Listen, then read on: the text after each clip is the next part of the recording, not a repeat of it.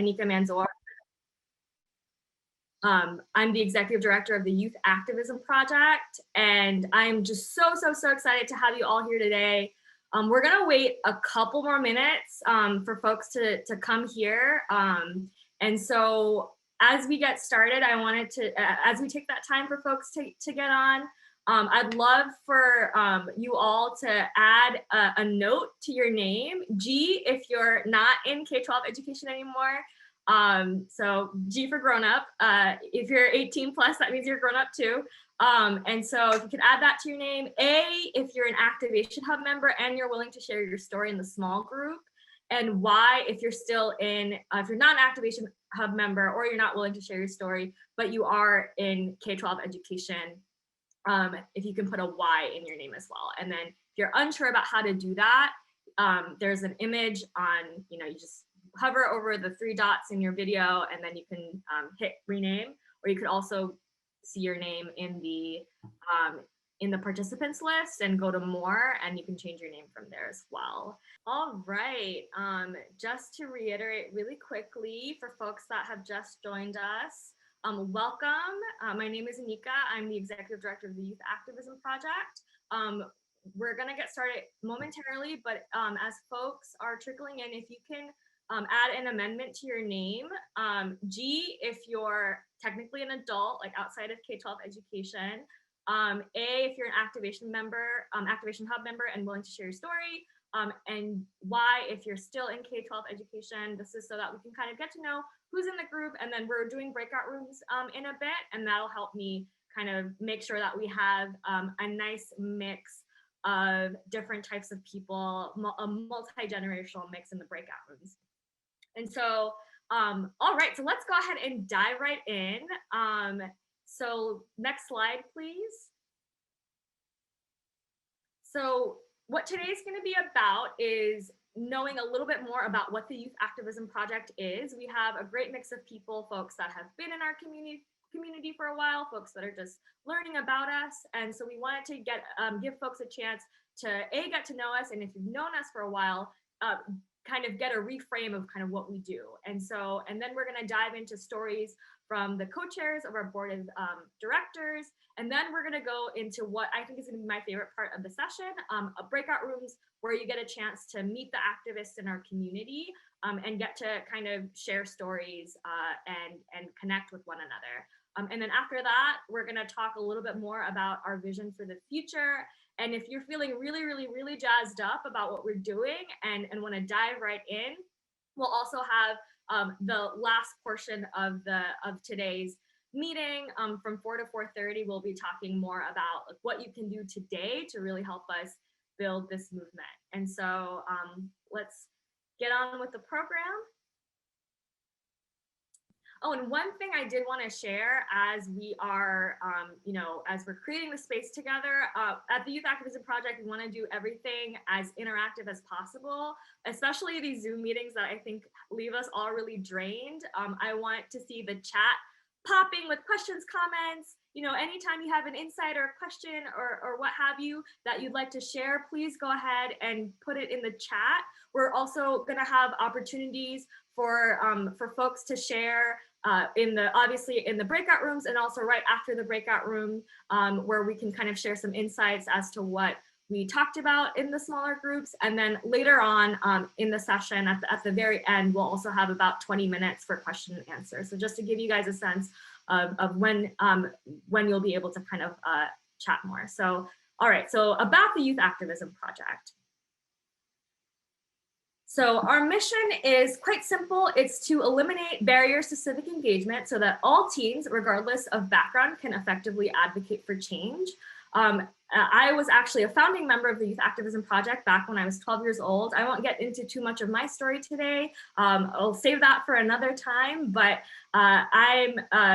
because of my own experiences in collaboration with all of my staff and my board that are here today, we really firmly believe that young people have a very special capacity for change making, that they are not only the leaders of tomorrow, but they're the leaders of today and are able to push forward for systemic change in ways that adults are not able to do.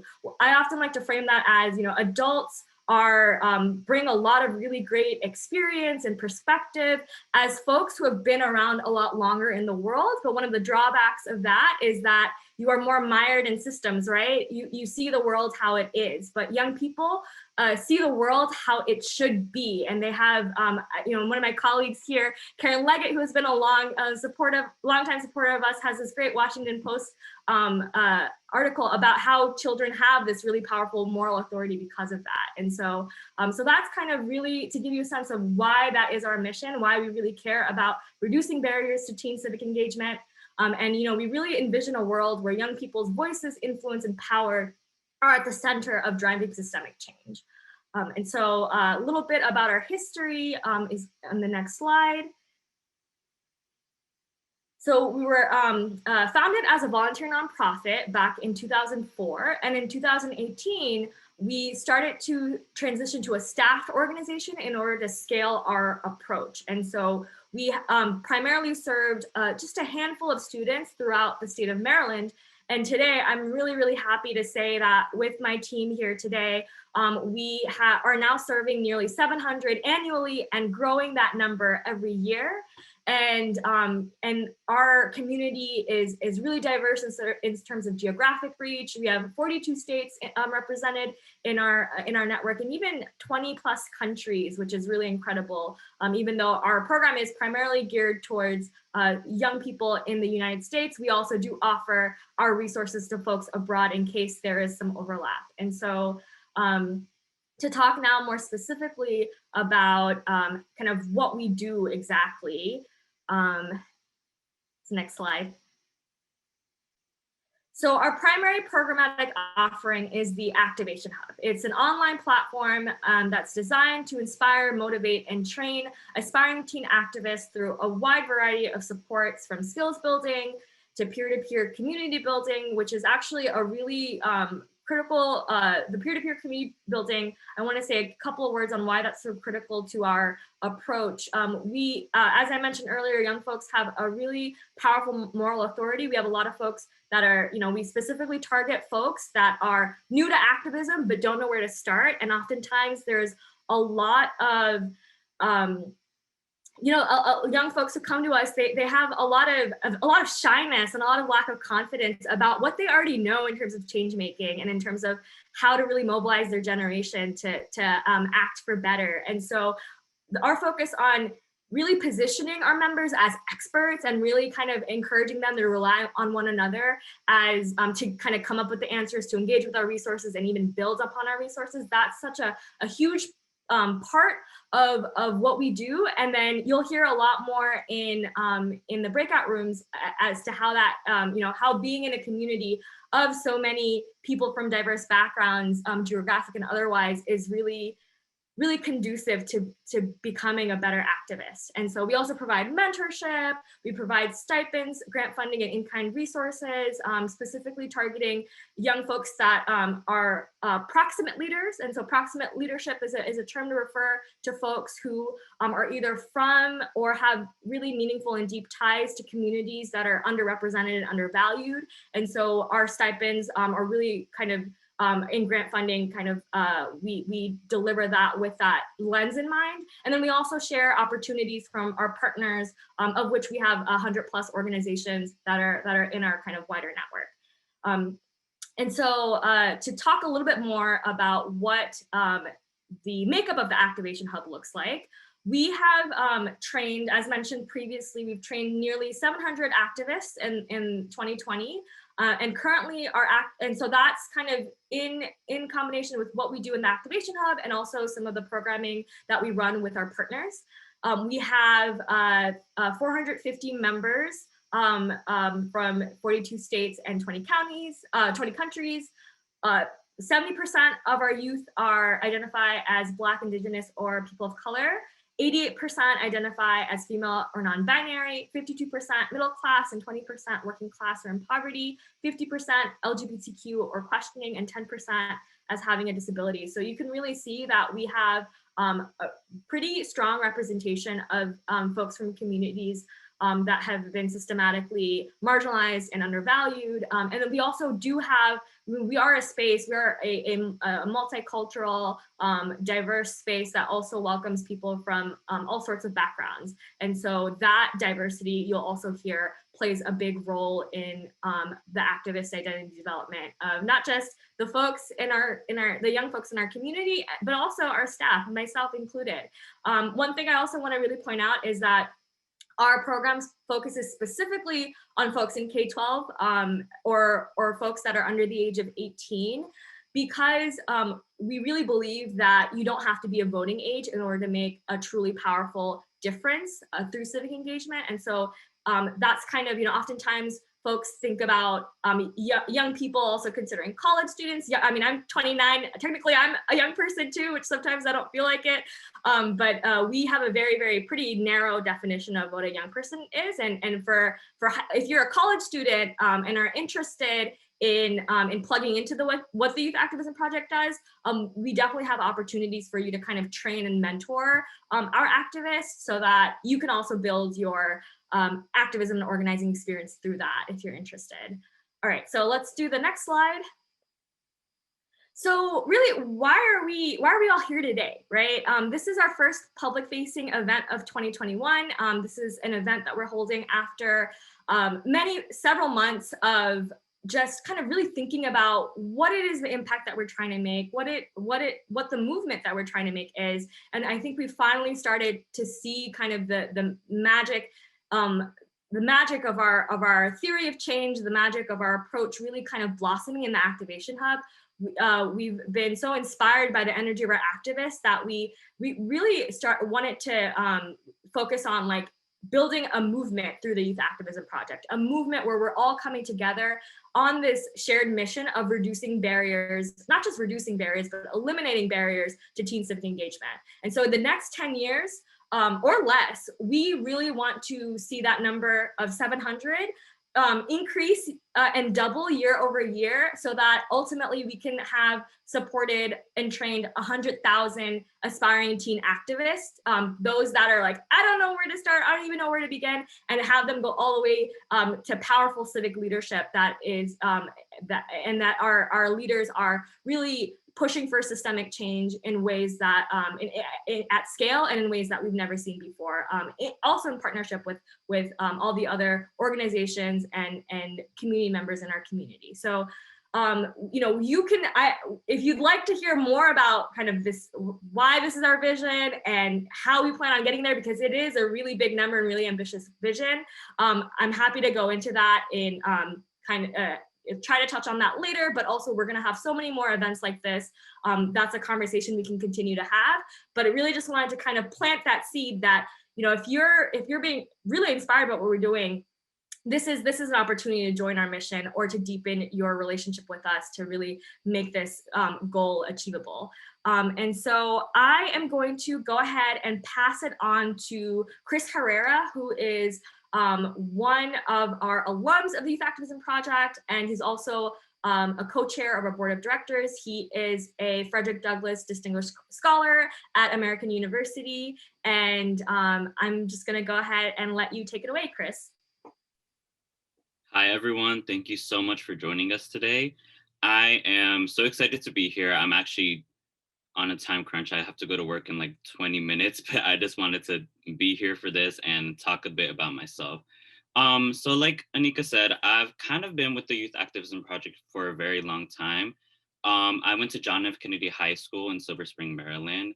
And throughout my early ages, as I was growing up, like Anika said earlier, a lot of youth have trouble in their confidence and in their direction in activism and not really knowing what they want to do, not knowing what they can do, the potential they have. And while at John F. Kennedy High School, Wendy Lesko, who is the founder of Youth Activism Project, and we all love her, we all she's great. She came to John F. Kennedy High School and actually helped me and a few of my friends form a group known as Youth Uplifting Health. We were all very passionate about all aspects of health in general for youth, especially whether that be mental health, environmental health, or just physical health in general. And through this group, I came to grow this confidence and this kind of like identity of being an activist, a youth activist. We were able to start and build up a bunch of campaigns, such as a water filtration system campaign, where we just did a bunch of research, we did a bunch of outreach, and we presented to our school principal and administration to bring about new water filtration systems at our schools, because we saw that there was a problem with people just not drinking enough water and just not paying attention to the water fountains around schools. So we made a change about that. And we also did a lot of work in mental health and creating mental health weeks, like whether that be like around our final exams or like big projects and stuff like that, just giving students like 18-year-olds, 17-year-olds, 16-year-olds a break in school and just letting them really just take a breather while we were in school. Um, so the way that YAP helped me throughout my career and throughout my life is that they just gave me so much support and resources to allow me to kind of find my own direction and find what I wanted to do. They never really forced me to do anything. They were just there for me. Um, and I have been there ever since. I remember first creating our guide to change. I remember being in just being in close proximity with a bunch of other people my age and just creating this kind of guide and brainstorming on, how do youth really start up their projects, and how do they start putting their passions into like greater movements and greater purposes. And that is kind of the framework and groundwork that we use today in Youth Activism Project and in how we do our work. Um, I think what's very important about YAP's work as well is just the way that it's so open and so responsive to undervalued students and just historically marginalized students as well.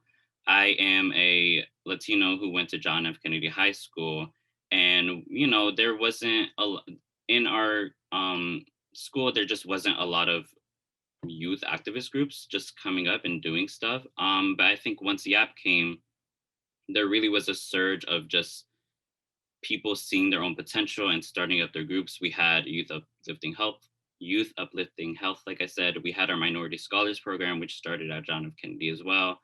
And we just blossomed at John F. Kennedy High School as like this hub for activism. And I'm very thankful that Youth Activism Project was able to see the potential in all of us as well. Um, Being the child of immigrants who don't speak English and being a first generation student going to college as well, it's very hard just finding people who relate with you and finding these resources and tools that I can use to really become the activist that I want to be. But with Youth Activism Project, they really were just there as just a support system. Just friends, honestly, family, and just giving us those resources to really spark change in the new generation as well. So now, after all of that, here I am. I'm 20 years old now, and I go to American University.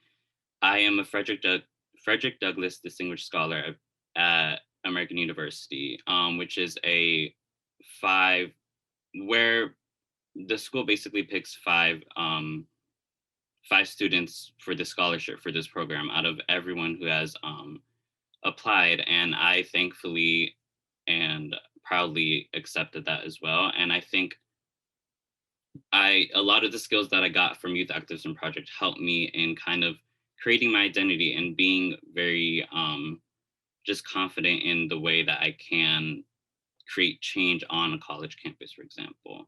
Right now, I'm also president of LULAC, which is a Latinx organization on American University. And I'm doing a lot of work right now with just addressing a lot of problems within the Latinx community, such as anti-Blackness and Indigenous erasure. as well as just doing projects about decolonization and kind of getting rid of the term as getting rid of the term of Latinidad, because the Latinx community is not a monolith, although we are treated as one. So that's kind of it. That's kind of what I wanted to share, just how thankful I am and how proud I am of my journey and how Youth Activism Project has really supported me through all of that. Thank you. Thank you so much, Chris, for sharing your story. And now we're going to hear from our co-chair, Aria Miles. So Aria, you can take it away. Good afternoon, everybody. As Anika said, my name is Aria Miles. I'm co-chair with Chris of the Board of Directors for the Youth Activism Project. And before I go into my spiel, I'll just ask that folks that you put either a Y, A, or G after your name. Brian has just put a reminder in the chat. So if you just update your title, we'll be able to put folks in breakout groups accordingly. So that's a quick reminder for that. But Chris, thank you so much for sharing about your experience personally, but then also the connection with YAP. I came to know the Youth Activism Project as an adult through Anika. We went to graduate school together. And when you find people who have similar interests, are from the same area, and have a passion for youth, that is a really wonderful thing to find as you become an adult. And so Anika was always talking about this organization that she worked with. And so our whole cohort knew, okay, Anika Youth Activism Project, and there's no way to not hear about this phenomenal organization if you're talking to Anika. And so I became really intrigued because I'd worked in education in the past. I knew that moving forward, I wanted to do work that focused on people and specifically on youth. And I had a good understanding of what it meant to kind of navigate some of the civic engagement spaces and processes, and had an interest in learning more about that. So to see that there was an organization like YAP that really focused on bringing youth into that process was something I was really excited about. And so Anika mentioned this a little bit earlier in her introduction, but one of the great things about young people is that you all have phenomenal ideas. You have ways of thinking that can be different, can be aligned with folks who have been on Earth for a little bit longer. And it's incredibly important to hear and listen to the perspectives that youth have as we think about what is this world that we live in, and why is it the way that it is, and what should it be moving forward. And oftentimes, we need to take an intergenerational and a multi-generational approach to building that world. And we cannot do that without youth who are hopefully going to be here a little bit longer than some of us who are above 18. And so it takes a lot to say, okay, how do I've identified a problem, where do I go with that? And I think that my role as a person on the board, my role as an adult is to say, how do I listen to youth? How do I listen to organizations that support youth? And then pour back my time and resources into answering questions that youth have, but also helping to build spaces where they can make decisions and kind of craft direction for the future. So that's why I got involved with the Youth Activism Project's board. The other reason is that I've also come to, through my professional work, know the power of infrastructure of organizations and capacity building of organizations. And sometimes we see the really attractive parts of nonprofits where we see the programming that goes on, we see the great work that's being done. But one of the parts that folks don't think about as much is what it takes to get that work done. What are the technical things that people don't hear about a lot? What are the operational things that people don't hear about a lot? Not only do you not hear about them, but that stuff also doesn't get funded as much. But so one of the areas that I have a background in is some of that technical and background work. How do you set up structures to have a strong organization? And so that's one of the things that I see as my role in supporting Youth Activism Project, and I see a place where other adults can plug in. So that way, when we get to the programming part, when we get to the part that's really focused on the youth, there's a few logistical things. We decrease the number of logistical things that they need to think about and really increase the amount of space that they have to do the work that they really want to do, and make the changes that they want to make. And so, Brian, if you want to go to the next slide. So as I think about these things in my role as on the board, about our board in general, which is a phenomenal set of people who I've really enjoyed getting to know. Boards can be really tricky sometimes, so it's really nice to have a board that's all on the same page and passionate about the work.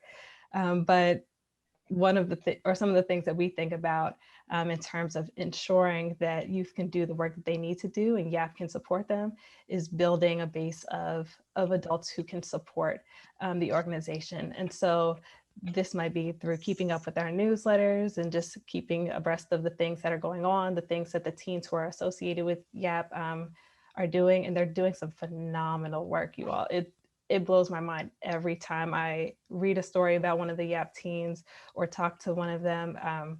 The youth really do phenomenal work, and you'll get to meet some of them during the breakout sessions. But so keeping up with what's going on, but then also, like I said, donating time and money and resources and space to allow them or make it easier for them to do the work that they need to and want to do.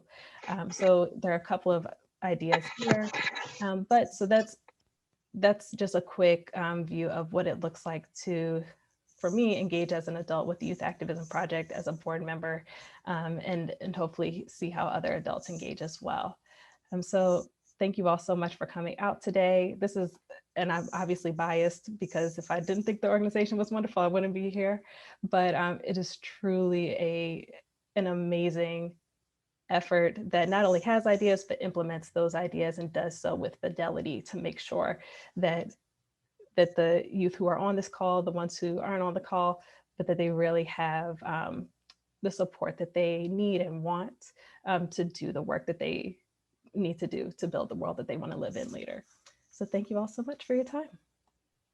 Thank you so much, Aria. So I hope you all got a sense from the perspective of a young person who is a beneficiary of this work and now kind of transitioning into adulthood and what that means for not just for the Youth Activism Project, but for the betterment of our world. Now you heard from Aria to kind of showcase. Without further ado, I'm gonna pass the mic on to Avery so that Avery can kind of share about the absolutely incredible change making that she's been able to do and an opportunity for folks to plug in. It's also going to be an example of a skill set that we share amongst our share with our activists. And so this is a public narrative framework, which is a framework that's devised by renowned organizer Marshall Gans. He helped Obama with his 2008 organizing strategy. He was part of the migrant farm workers movement, was also in the civil rights movement. And so, so just to also give you a taste of the types of skills building that we do with our youth. So Avery, go ahead. Thank you, Anika. This is something that I alluded to in my breakout room. I was talking about how one of the great skills I learned was storytelling for change. And this is a really invaluable skill that I've used to recruit people for my education equity group. It's a story I've shared with politicians to get them to come to my side. And so just like so grateful for this tool and so many other things that I've gotten from the Youth Activism Project. So the question had been sitting in the back of my throat for a while. The catalyst was a regular day at kindergarten when Dakari was reprimanded by the teacher. A regular day in kindergarten, another Black boy in trouble. Come to find out, that year, in my majority white elementary school, the only boys sent to the principal's office were Black boys, the only kids. The effects of this were felt by more than those who sat in the principal's office. Later at home, standing in the kitchen, I asked my mom, why are all the Black boys so bad? At 5, I had already observed discriminatory discipline, but luckily my mom was there to help me navigate and understand my racist world, preventing misguided conclusions and self-hatred. My mom was there for me too when I was 7 and a white girl told me if I got any darker, she wouldn't play with me. My mom noticed my increasing obsession with sunscreen, long sleeve shirts, and jeans on hot days. She stopped the poison of the girl's words from infecting my brain and reaching my heart. Soon enough, I was excited about getting a tan again. My mom fought the world for me, which is why I got involved in activism. I wanted to do that for my Black and brown brothers and sisters. This would lead me to my first internship at a civil rights law firm in Research Tank. I remember the first day. I was so nervous, I didn't know anyone, and I was by far the youngest there. One of the directors, Megan, met me at the elevator, and we walked to Phil's office, the other director. We talked. They explained my assignments, and as I was getting ready to leave, Phil turned to a bookshelf behind him and grabbed a book. "If you get anything out of this internship," he said, "it will be from this book." The book, The Color of Law, told of how the government trapped African Americans in neighborhoods, sanctioned their defunding, and created an alternate America for Black people, effectively preventing them from opportunity. I cherished Phil's copy. Any chance I got, I was plowing through that book.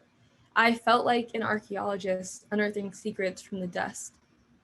Phil was wrong.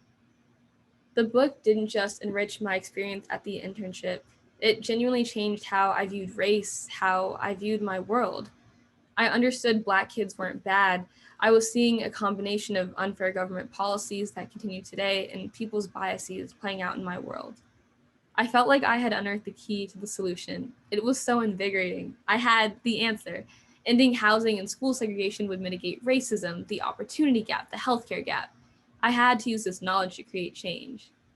I chose to do this the only way I knew how, through small leadership positions at school, doing small teach-ins and other education efforts, never imagining or believing my impact would ever go beyond those four walls. That was until I met Anika. We bonded over a shared passion for getting more young people of color and organizing, especially around issues that directly affected them, like the segregation we were seeing in my school district. Anika helped me build the confidence I needed to take that issue on at the county level by doing more than just educating peers, but actually affecting real policy. She helped me build the skills I needed to recruit and retain other passionate peers. She and other staff patiently walked me through how to run a meeting, how to do social media outreach, and more. Every week, Anika was there, on the other end of the line, patiently walking me through it all. It's been a little over a year since those calls with the Youth Activism Project, and our education equity group is already doing things that are unheard of in such a short amount of time. We helped pass historic legislation at the statewide level. We got police physically out of the school building. We made recommendations to distance learning, and so much more. People typically work for years on campaigns like this. We're all here today because presumably we all understand the power of what student organizing would look like in every corner of society. Otherwise, we wouldn't be here spending our precious Sunday on the millionth Zoom call of the week rather than enjoying the summer weather and other simple in-person delights we took for granted prior to last year. But after hearing all the inspiring stories from our speakers, like Chris, and how he could bring new water filtration systems to our school, I'm sure you'll all agree that this has been time really well spent. Maybe you feel more hopeful about our future because of this very community of passionate change makers of all ages. Because honestly speaking, it's easy to feel a lack of hope for the future when you think about all that's ailing the world. We're dealing with climate change causing sea level rise that's slowly but surely decimating coastal communities, ruining livelihoods, and forcing millions of people to flee into frightening unknowns. Or causing increasing hurricanes that swiftly and violently wreck homes and rack up unfathomable body counts. We're dealing with continued sexism, homophobia, transphobia, where women, trans folks, and queer folks at best are denied choices and opportunities to live our lives as fully and authentically as we deserve to, and at worst, face disproportionate violence because our bodies are deemed disposable by society at large. We're dealing with a generation of children without economic means who are disproportionately Black and brown, who lack the educational resources their white and wealthy counterparts take for granted, unable to explore their full potential, and may never escape the vicious cycle of intergenerational poverty. Unless we do something about it, as you know, we at the Youth Activism Project have an audacious vision. In the next 10 years or less, we seek to train 100,000 teens in organizing and policy advocacy to drive systemic change on these issues and so much more. Can you imagine the change that 100,000 teens skilled in advocacy and community organizing can facilitate at all levels of government? But we're just at the beginning, and we can't get there without your help. At this very moment, you have the opportunity to help us build toward our ambitious but achievable goal. In 3 weeks, we'll be participating in a fundraising competition in which if we get the most numbers of donors during 1 week, we will get $5,000 in addition to whatever we raise from our donors. Based on our performance from last year, we are confident that we can raise a total of $25,000 if and only if our wider community of supporters can help us get at least 500 people to donate at least $5. I'm sure we all know at least 16 people who believe in what we do and will be able to donate at least $5 to our cause. So if everyone in this room donates an amount that's meaningful to them and can get just 16 other people to donate at least $5, we will be able to fund the Activation Hub for an entire year. That's 1,500 teams with the energy of our members that you saw today, organizing for meaningful change in their communities and setting us on the pathway for reaching 100,000 within the next 10 years or less. In a minute, we're going to share a form where you can express your interest in helping us achieve this goal, and the remainder of today's session will be focused on details about the fundraiser. If you've been inspired by what you've seen today, we truly hope you'll fill out the form and stick around to hear what you can do right now to strengthen our movement to equip my powerful generation with the skills to build a better tomorrow for generations to come. Thank you. Thank you so much, Avery. This is not the first time I heard Avery's public narrative, but it gives me chills every time. And so I know we threw a lot of information at you all. So we're gonna give you some time to process. I'm gonna go ahead and put in the chat the link that Avery had mentioned. And so, so Brian, if you can go on the next slide. So I really, in terms of we're nearing the end of our time here today. We still have about 20 minutes left, but I want to give folks a chance to maybe kind of process, get a breather. If they have to hop off, that's totally fine. But if you are interested in any of the following, providing feedback about today, joining the Activation Hub if you're a teen, you had the application, but you can also fill out this form as well. Participating in our July fundraiser to really kind of build that foundation towards that 100,000 teen organizer goal, or supporting us beyond that. Please fill out the form. Sabina is asking, where's the link to donate? At this stage, we only are asking for pledges to donate. So you can go ahead in the form there to kind of donate, to kind of pledge to donate. If folks are interested in even donating prior to that, to the start of this campaign, I'm going to also go ahead and send our donation link in case you're inspired to donate now, but in case you want to wait on that donation, we really recommend doing it during the fundraiser period, which is when we're going to talk about that more into detail in the next couple of minutes after our break. So I'm going to go ahead and drop the link to the to our donation page.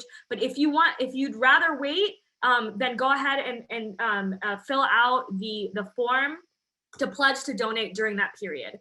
And then if you are inspired to potentially tap into other folks in your community and really ask the amount of a latte to support us and get that $5,000 grant, please go ahead and fill out that form, or if you're interested in plugging in for the future as well. So now we're gonna go ahead and I'll give you a quick primer on what this July fundraiser is going to look like.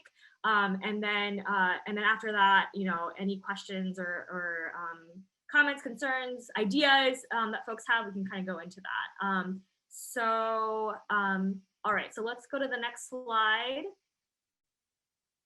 So information on basically how you can support our movement today.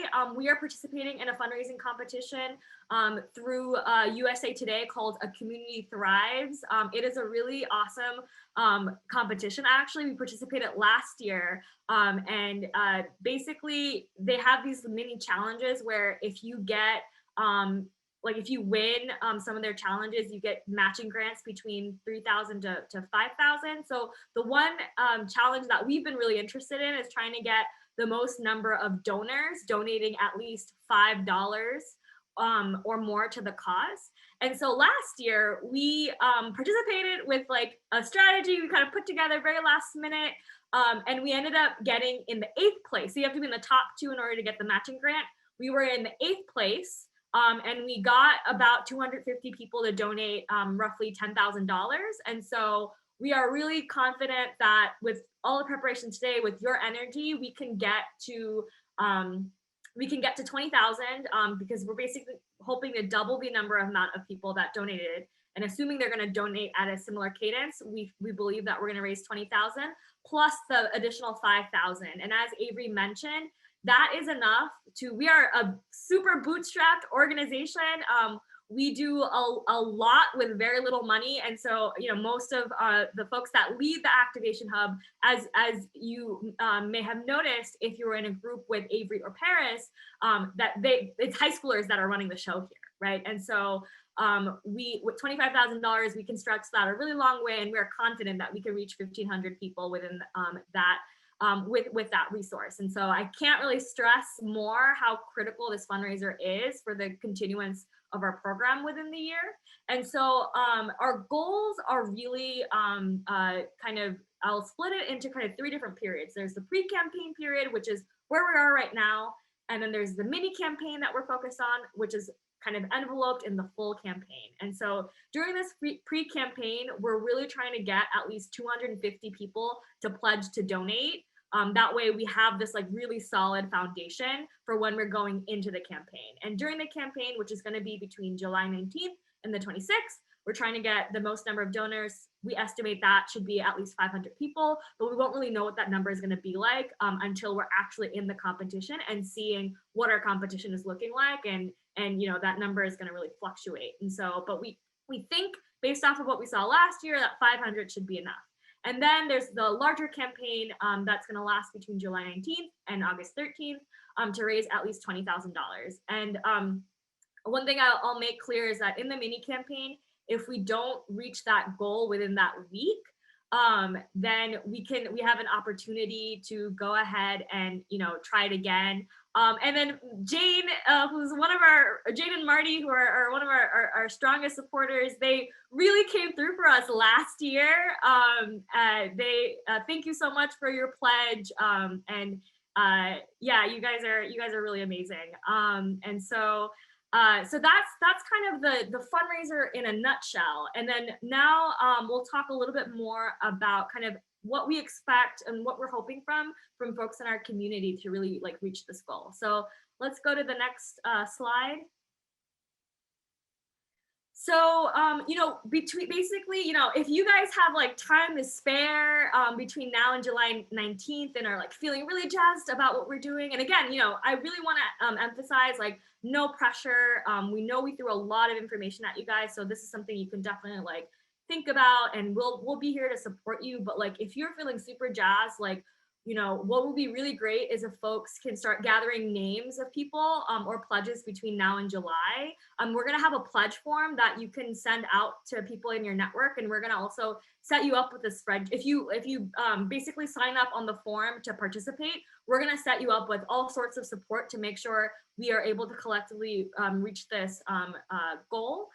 Yes, we'll also share graphics and links. We'll definitely do a lot of and we'll basically we'll be in touch. If you sign up to participate, we'll be in touch with you on a weekly basis and periodically send you okay, this is let's focus on this now. Let's focus on this because it's a lot of stuff. And so we don't want you to feel overwhelmed by any means, but we'll definitely have graphics and links, and we'll have bingo boards that we're going to be using. There's a lot of different stuff we're going to do to try to get this goal.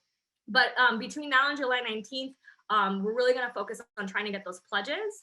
And one thing I'll really emphasize, right now in this group, we have about 20 people. Previously, we had 30, assuming that some of the folks earlier will join. Even if it's just down to us and down to just 20 people to make sure that this happens, that's reaching out to 25 people in your network. You will be really, really, really surprised to know how many people will donate. Last year, I reached out to some of the most random people in my network, people I didn't talk to since high school, which for me was a long time ago.